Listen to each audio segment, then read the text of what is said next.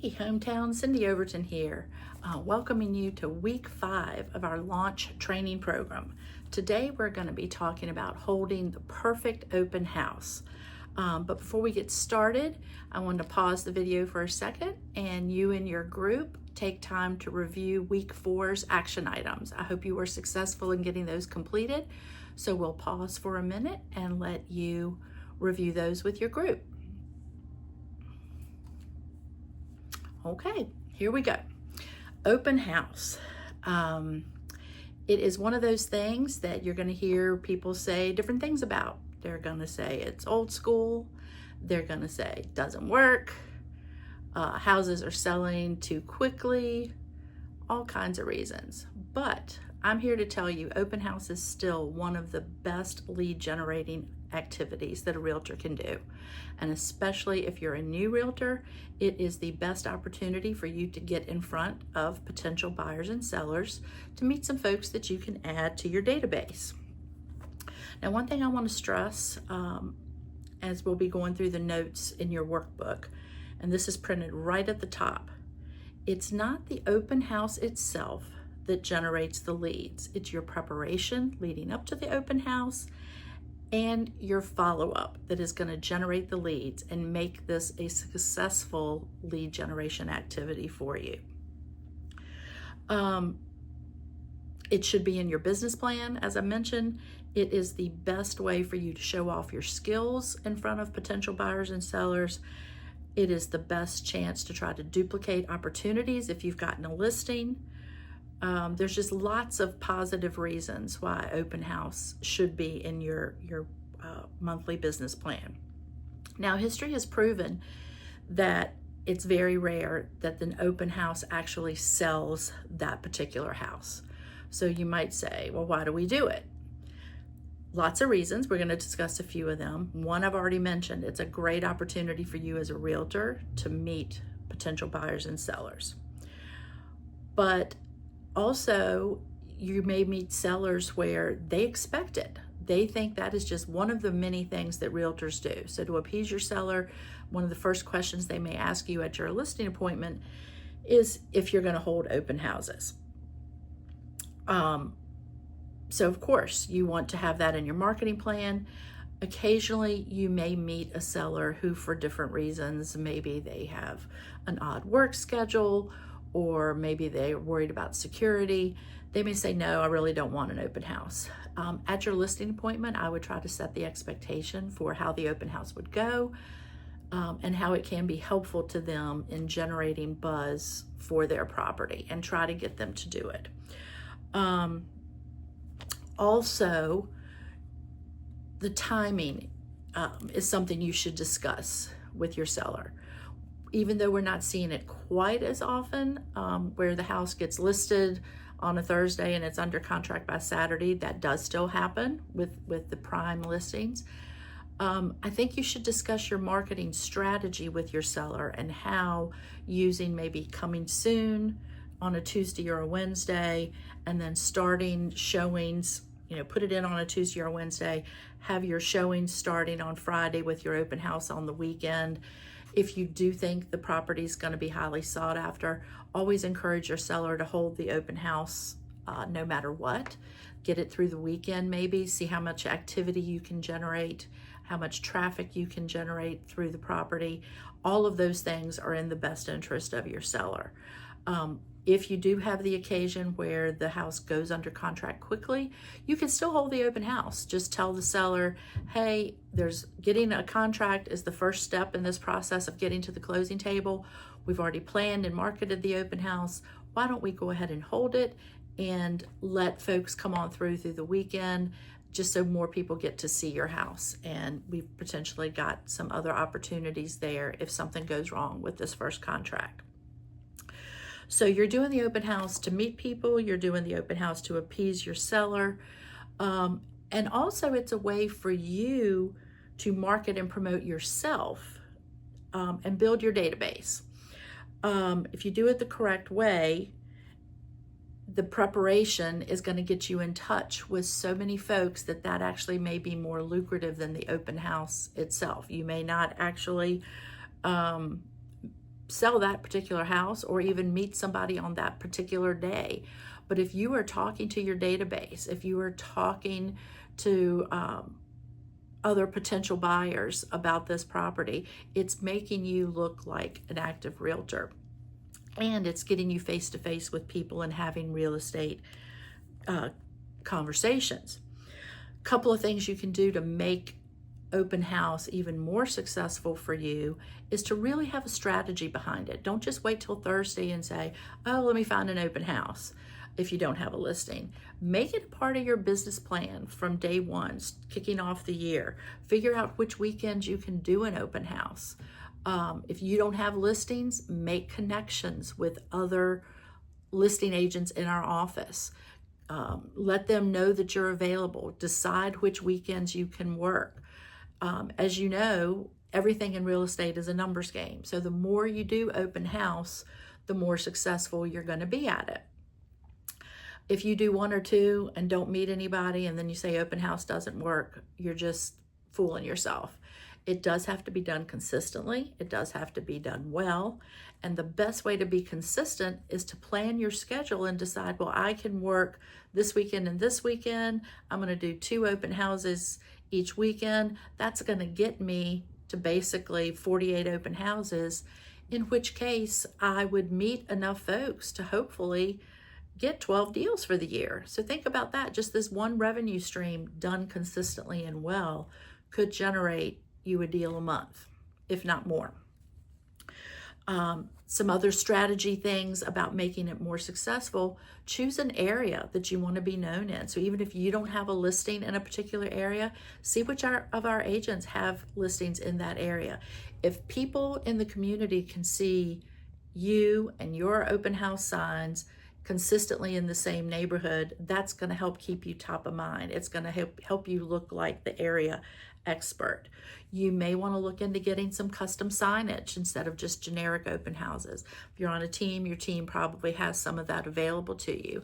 But the more you can do to put your brand out there, the better. And so even if you're not the listing agent, but you've got your own open house signs with your name on it, that is adding to your branding and your marketing.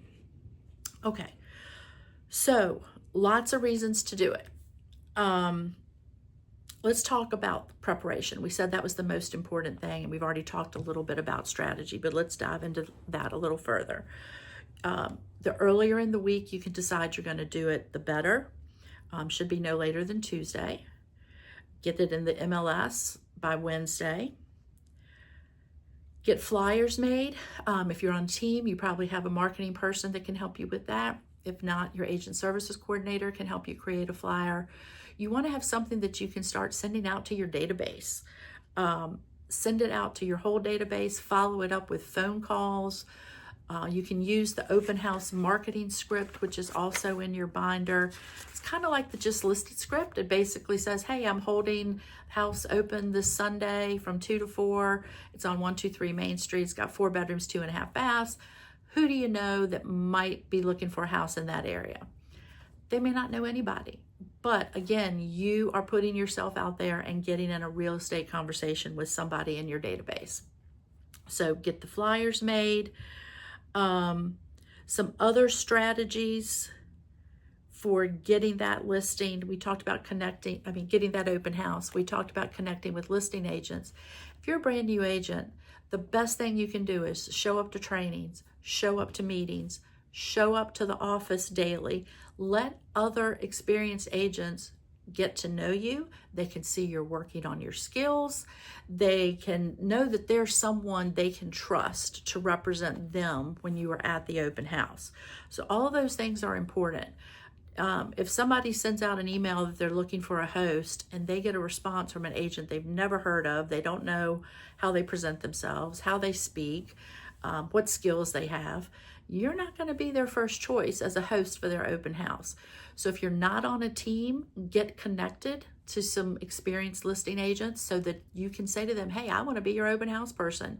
You can call me anytime. I can work every weekend, or if it's every other, get your schedule known to these listing agents. All right. So back to the flyers that we talked about, not only do you want to send those out to your database, You want to do some door knocking or some promotion in the area. You can try to knock on doors, of course, always be safe, take a partner, do it at a safe time of day, or just do it as a leave behind. Of course, it's better if you can get face to face and have a conversation, but go to houses around the property, maybe 10 on each side, 10 across the street. That's a really good way to get your face known in a neighborhood once again. Additional signage, your actual signage should go up no later than Friday afternoon. Most of our neighboring counties, that's what they allow, is that your open house signs and your lead-in signs can go in on Friday. This also takes a little bit of preparation. You need to preview the property, see how you get to it. If it's in a neighborhood where you take 6 turns to get there, you might need more than one lead-in sign on the main road. So you want to scout that out. You want to coordinate all of that with the listing agent if it's not your listing. Maybe they have signs, maybe they already have a plan, but figure all that up front. You don't want to be figuring that out Saturday or Sunday afternoon. You want your signs up on Friday. You want to do some door knocking. You want to send things to your database. And better than just sending to your database, call your database. As I mentioned previously, use that open house marketing script and get in some real estate conversations. You might also consider doing a short video promoting the property and announcing the open house.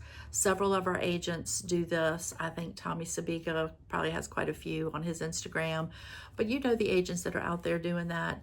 That can be a model for you. Take a look at that, maybe do a brief little guided tour through the house, but let them know about the open house. You're also going to want to have maybe some loan information available at the open house. So get with your Atlantic Bay mortgage loan officer, get them to do you a loan sheet, something that says this type of loan, this much down, this interest rate is going to be this kind of payment. All of that information is good to have for potential buyers that may come through, especially if they're unrepresented. So having that information is helpful. Sometimes you may want to have the loan officer do the open house with you. That way, if you do get a buyer who's very early in the process and they don't even know that the first step to home buying is getting pre-approved, you can make that connection with the loan officer on site, maybe speed things up a little bit.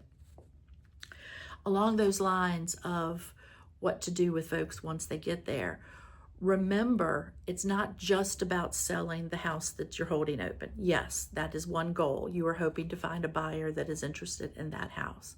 But you are also hoping to meet either potential other sellers, maybe it's people in the neighborhood that come by, or other buyers.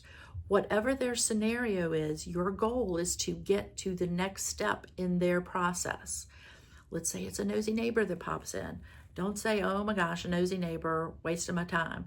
No, they came in for a reason. Maybe they are nosy about what the house is selling for, how their house compares to that. Has this house been renovated and theirs hasn't? But if they're there and spending some time there, they're at least curious and at least thinking about maybe selling their house. So why not spend some time asking them questions, finding out their motivation, and then trying to get that next step for them, which is, hey, let me come take a look at your house and I'll do a free market analysis. And we can talk about maybe what projects you need to do to get your house ready for the market so that we could get a prime price for it. So that might be your next step for a seller. For a buyer, it could be, have you been pre-approved? Is this the neighborhood that you want to be in? Do we need to get you with the loan officer? Whatever the case may be, you're always looking for that next step, whatever that next appointment is, and that is your goal. All right. Another thing to consider as far as your marketing strategy, especially when we get into spring and there's lots more listings and lots more open houses, see if there's any other properties near the one you're holding open. Get with another hometown agent and do kind of a mega open house. Maybe you turn it into a little bit of an event. Maybe you have a bounce house or give away ice cream, or just have something where go to these 3 houses and you enter a raffle for a gift card.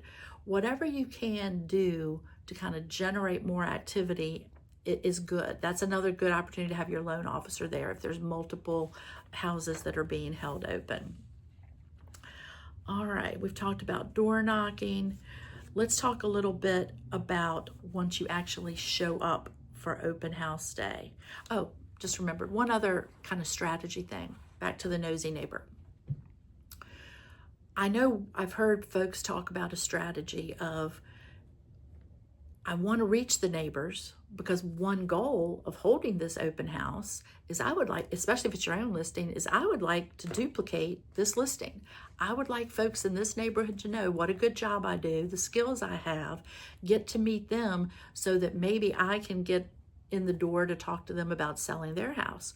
So maybe you do a private preview just for the neighbors, invitation only. When you're doing that door knocking, make it an invitation. Hey, come by Friday night from 5 to 7 for a little wine and cheese and tour the property. That is a great way to make them feel special, maybe give them a little more incentive to come by the open house. Or do it the hour before your regular open house, whatever. But try to think of something maybe that targets those neighbors with a private invitation only open house. That could be real effective. Okay, I've already mentioned previewing the property. You should have done that before you got to the open house for sure. If not, make sure you arrive plenty early so you can get familiar and know the features of the house. Ideally, you want to sound like the expert to anybody you meet that day. So ideally, if there are other comparable homes, competitive homes nearby, you want to preview those as well. That way, when you're answering questions, you really can sound by the expert. They can say, oh, well, there's one, a block over. You say, oh yeah, is that the one with the new kitchen, or is that the one with 3 bedrooms, 1.5 baths? Yeah, this property's 4 bedrooms, 2 baths. Whatever you can say to show that you know the market, you know the competition for this particular property, that you are active, you've been in the properties, you can answer questions about them. So preview everything, preview the competition. Also find out the condition of the house you're going to be in. Is it vacant? Make sure that there's a chair, or if you need a table to sign registration cards, whatever it may be. Don't just show up unprepared and then be standing for 2 hours and have nothing to write on, So always know what you're going into. Rarely will you have to do anything to get the house ready, but getting there a few minutes early is a good idea. Maybe the seller forgot to take the trash out, or there's something sitting on the counter that you need to put away.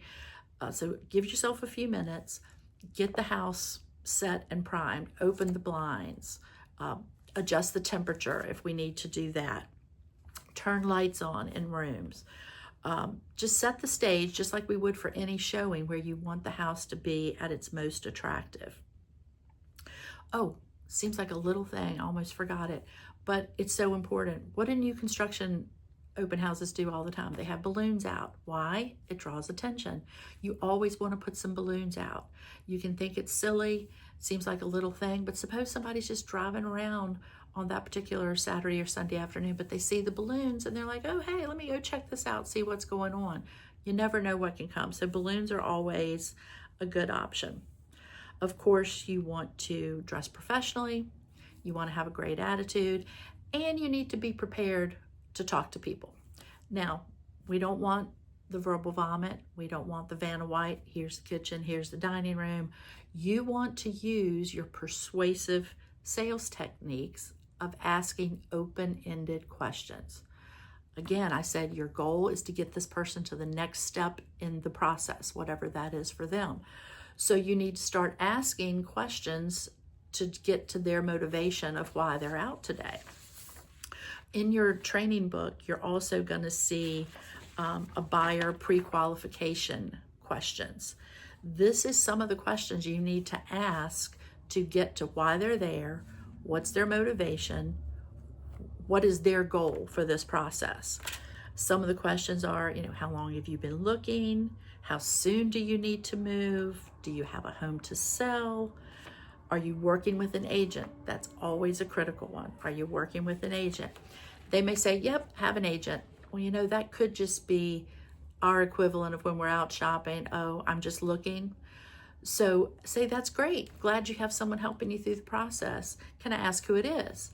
If they can't give you a name, they most likely don't have an agent. So don't give up. Don't keep peppering them, but do keep asking them these qualification questions. Have you gotten pre-approved? I can help you with that. What price range are you looking in? What are some features that you're looking for? Again, what's your timeline? Do you have something to sell? You can just keep asking those questions and try to get to their true motivation.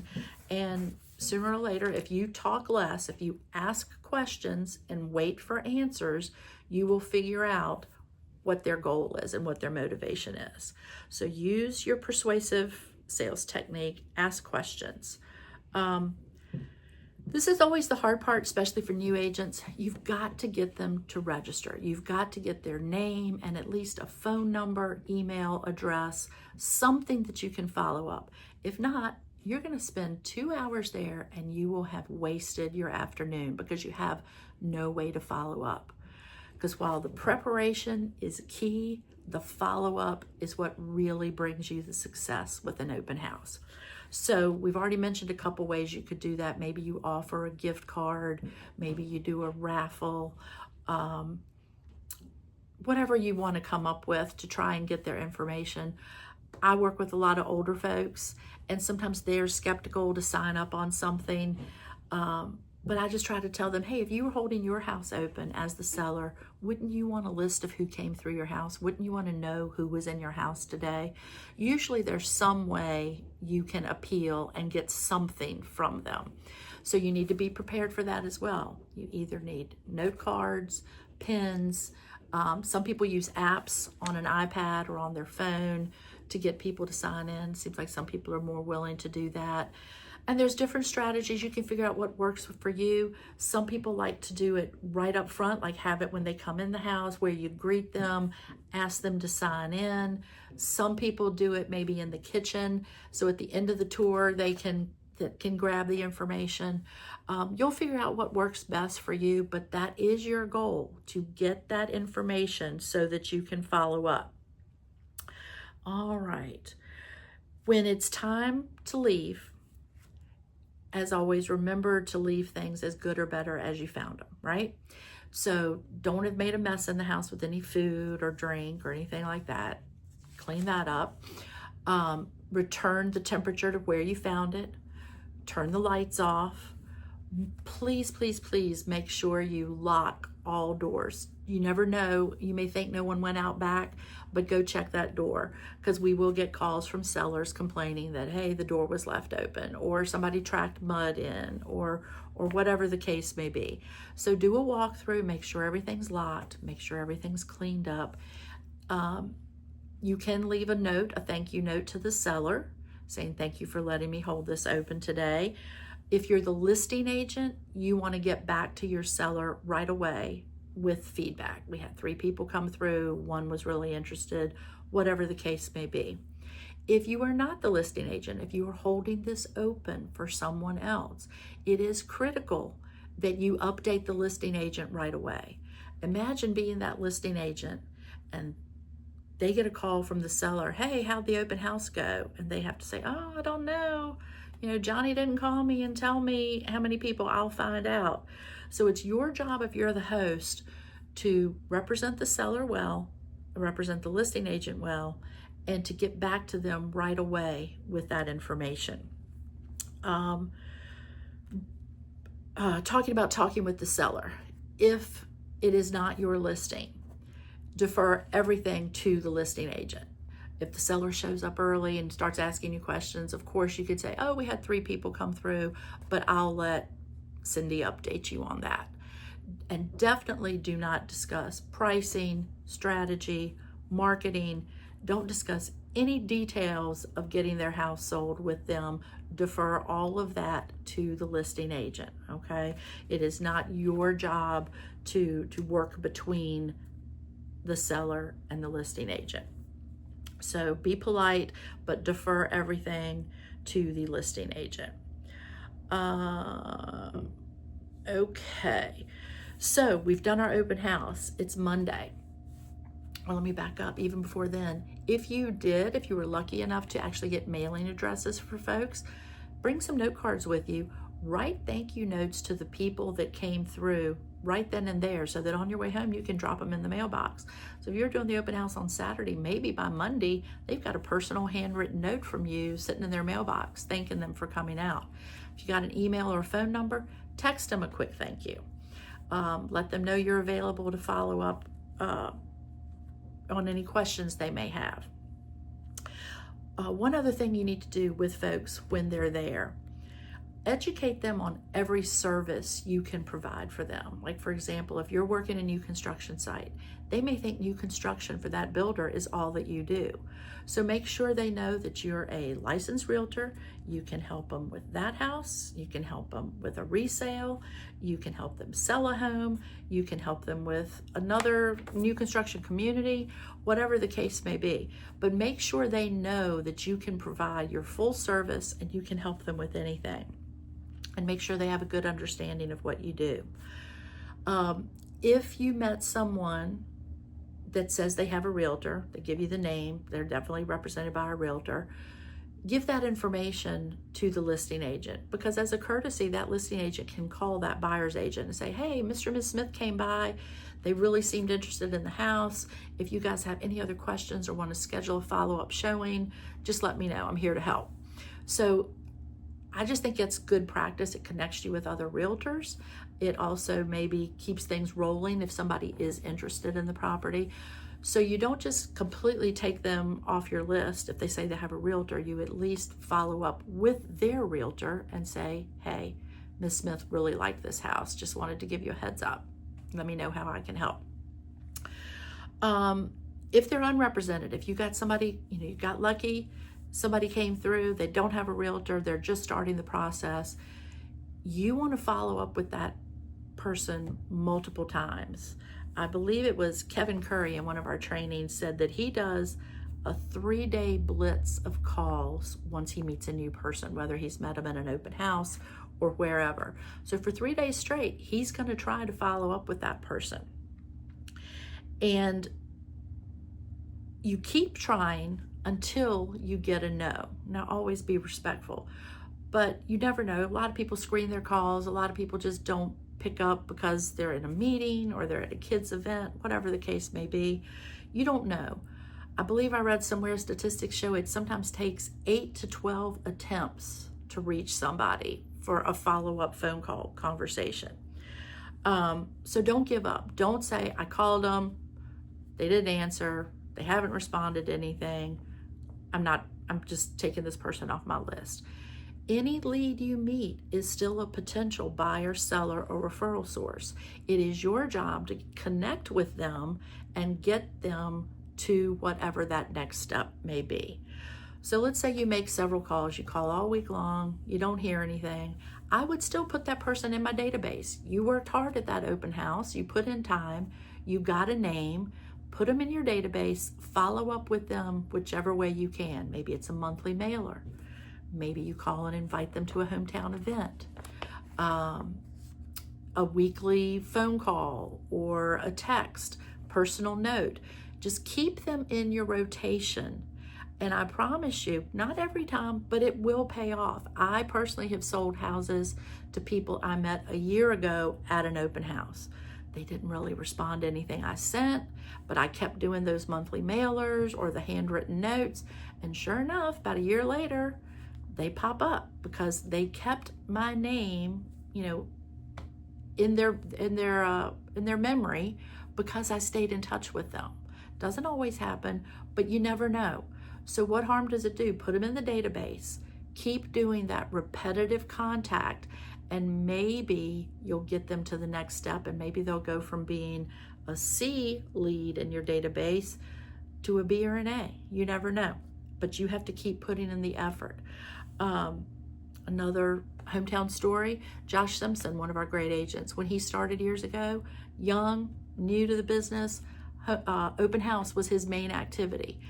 He was on Mike Chenault group. He and Blakely, did open houses, and they collected names. They had a notebook, a huge notebook where they kept contacts. It was their open house database.